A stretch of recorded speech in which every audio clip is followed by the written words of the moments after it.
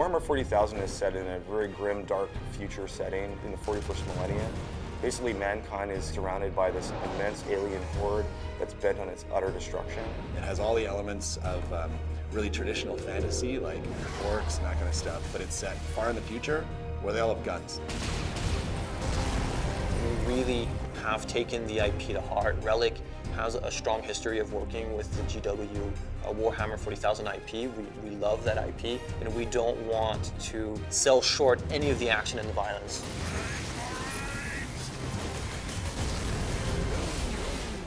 In our game, you're sent down to one small planet that's an industrialized world designed to manufacture weapons of war. The orcs are there to get their hands on the warlord-class Titan. Titans are gargantuan beasts of metal, bristling with weapons that could level whole cities. And if the orcs can get their hands on these weapons, they could ravage countless worlds, and they would be a true threat to the Imperium.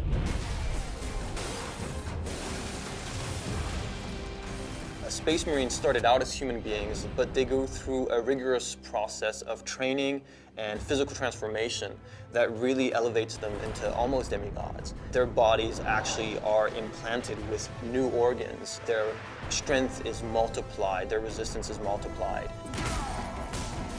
Captain Titus is the protagonist in the story. He's the main character. He has the ability to take the rules and sort of interpret them in his own way, and some of the other characters in the story have different viewpoints on how that should be interpreted.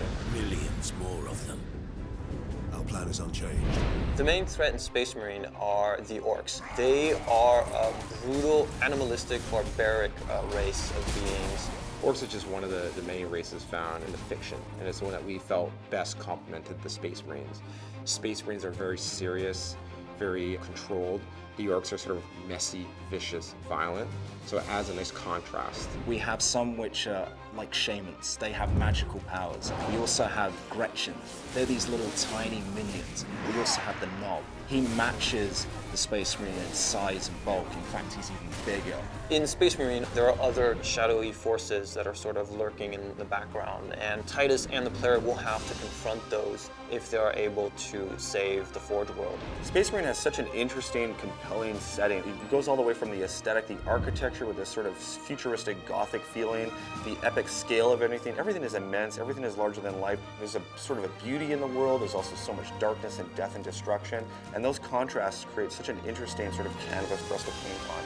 It's just a tremendous sci-fi fantasy universe. It's not just a simple story about an orc invasion of the Forge world. There's much more depth going on. There's lots of twists and turns in the story. There's betrayals. The action is amazingly intense. Really, anybody who likes science fiction, who likes any kind of blockbuster entertainment is going to love Space Marine.